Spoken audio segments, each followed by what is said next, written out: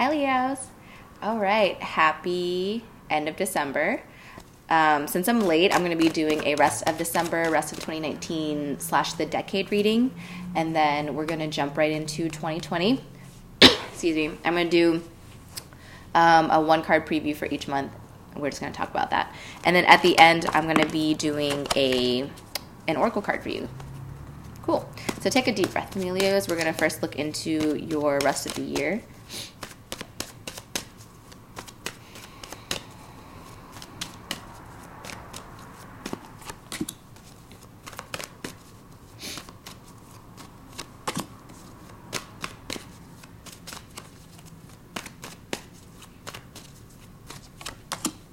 Okay. So I sense hesitation. Yeah. It's like you guys know you can do something, but you're hesitating to do it for some reason. So you have the Queen of Cups, clarified by the Three of Wands and the Empress, both in reverse. So what I see with this is you can easily go from a queen to the Empress, just like that, just by taking this leap of faith, by going forth on your journey. But for some reason, you see how her cup is closed? She's not ready to receive this crown yet, this upgrade.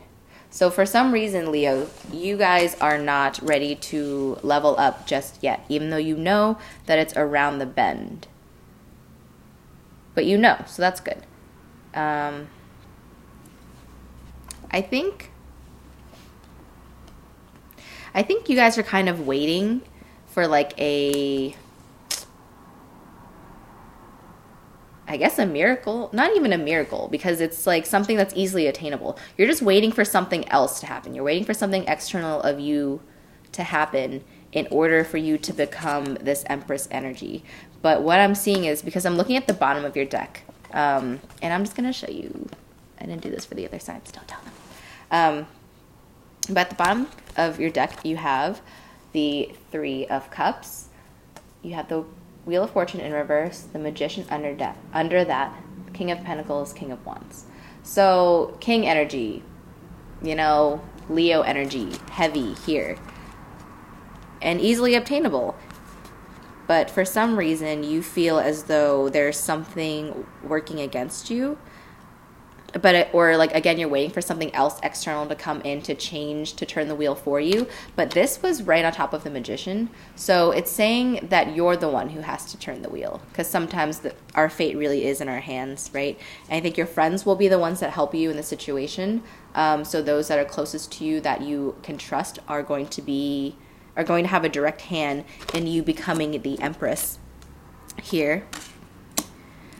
But with this journey, with you being the one to turn the wheel and with your friends behind you to back you up, you are going to acquire the King of Pentacles and the King of Wands. This could be people in your life. These could be business partners or something, or maybe romantic partners in your life. However, I think this is more so to deal with your personal resources. So yes, monetary, but also the fire in your belly, the fire inside, because you're Leos after all. So being the one to do the thing, to become the Empress and to acquire a court of resources behind her. Cool. And also don't pay attention to the pronouns I use in this. I'm only reading the people on the cards, but of course apply it to whoever, whatever. So I'm going to jump into 2020.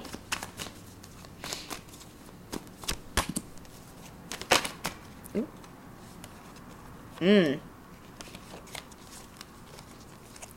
not putting that in the reading, but when cards jump out and they like flip on their own, it's just like, so Five of Swords. Why do Leos always get the Five of Swords? It's like there's always just people around just like hawking your shit. Secret fans.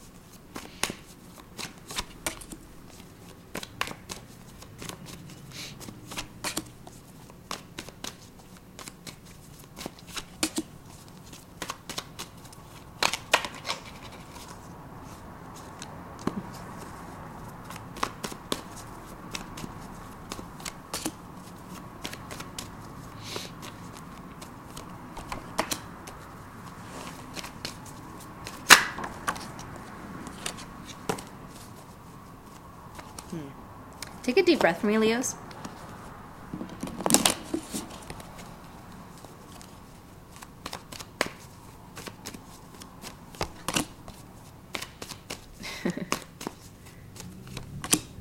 Wow.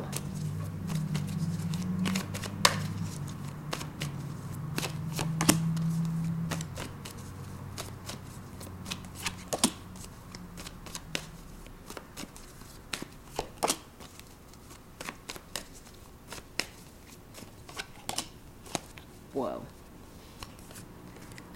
All right.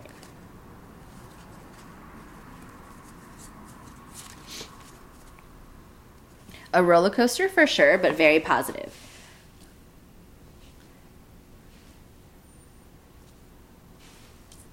All right.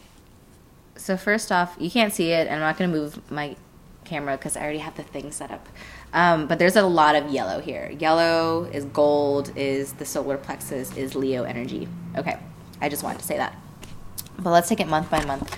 So in January, you have the Page of Pentacles in reverse. And I do want to show this with February and March because it was just really interesting. So January, you have the Page of Pentacles in reverse. February, the King of Pentacles in reverse. And March, the Knight of Pentacles in reverse.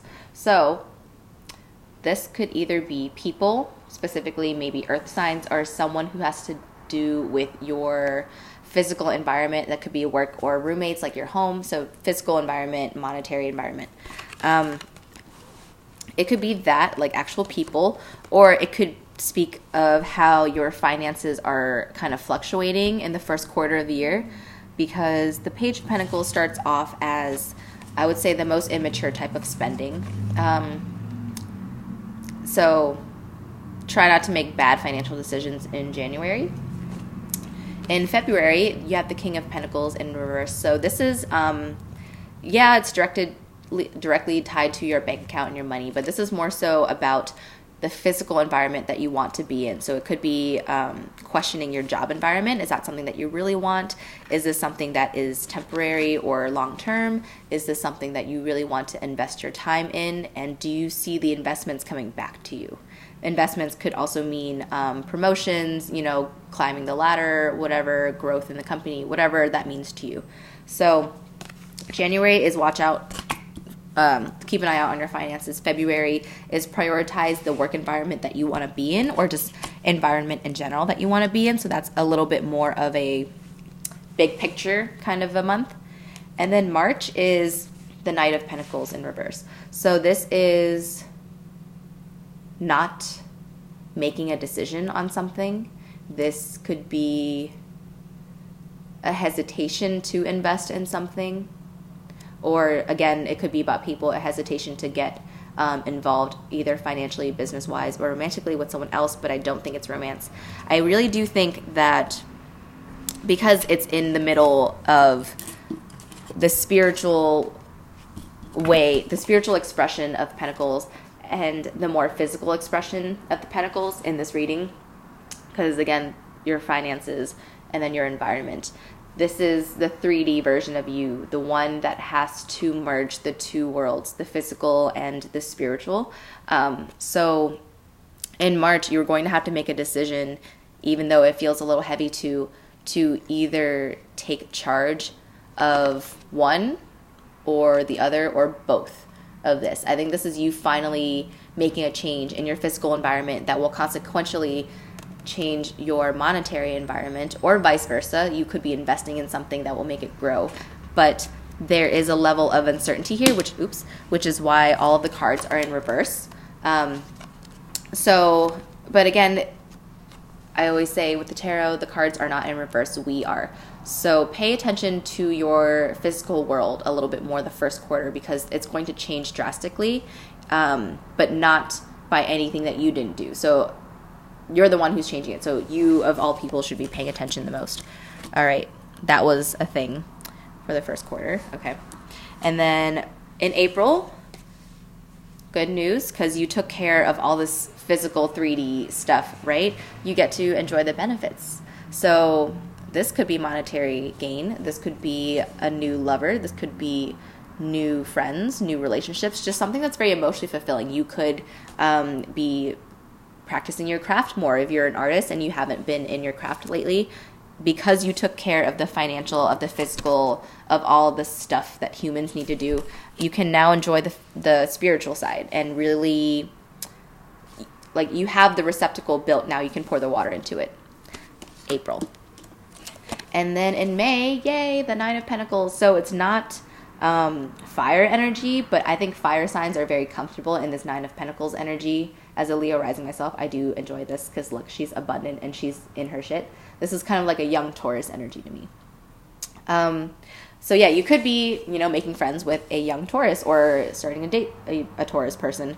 But mostly I think this is internal. I usually read all my cards as like internal self-development, healing ways. So you, after receiving the universal abundance, you are sitting pretty in your garden. You're very comfortable and you're very happy. And you share that happiness bleeding into June because you're celebrating with friends. So spreading the love. Yay. And then in July, you have the Queen of Pentacles. So going back to the court cards of Pentacles. This, just to reiterate, this is the whole court. The Pentacles court. So focusing on your finances in January, focusing on your environment in February, making the change, making the decision in March. And then around July, it's like after March, it's gonna be really great. March, before March, it's gonna be great too. It's just gonna be a little bit more elbow grease, Capricorn stuff. But yeah, in July, you have reached the end of this goal. It's like you took care of your shit and now you're again sitting pretty. It's great.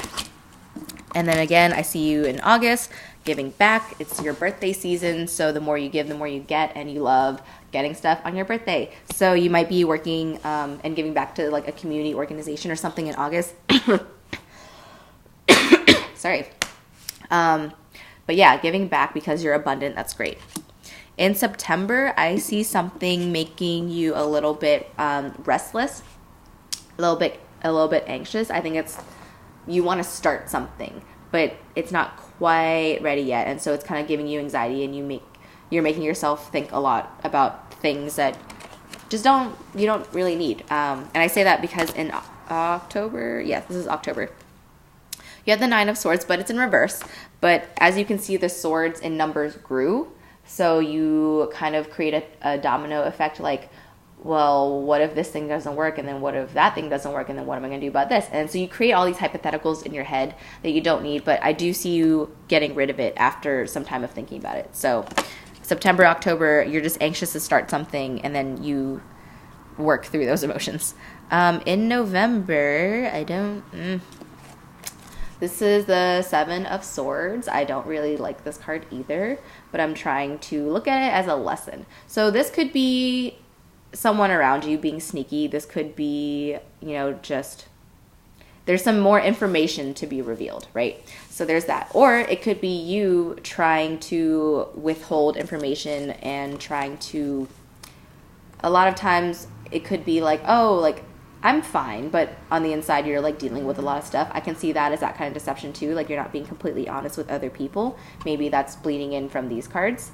So if it's you, just be okay with being vulnerable. You know who your people are, so just open up to them. Let them help you carry the swords a little bit. So you don't have to be deceptive about it.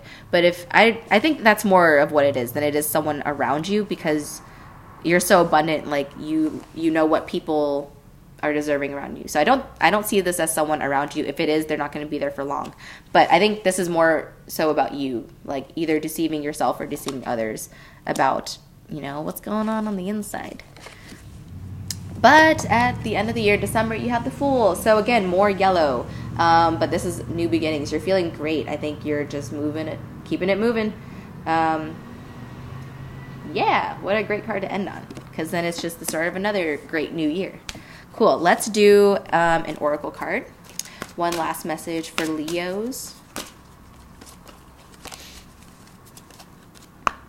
Take a deep breath for me.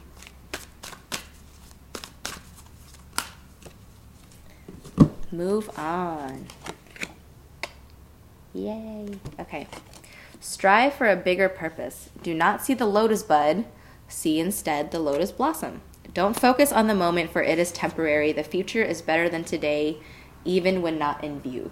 Cool. I love this for you guys. Because, yeah, the first quarter of the year, it's very much like about the physical world, like bills and responsibilities and paperwork and all that. It's not like a fun energy, but it's necessary. But then the rest of the year, it's like, it's great. It's smooth sailing as long as you don't sit in that anxiety for too long. And just, you're so blessed this year, Leo. It's going to be awesome.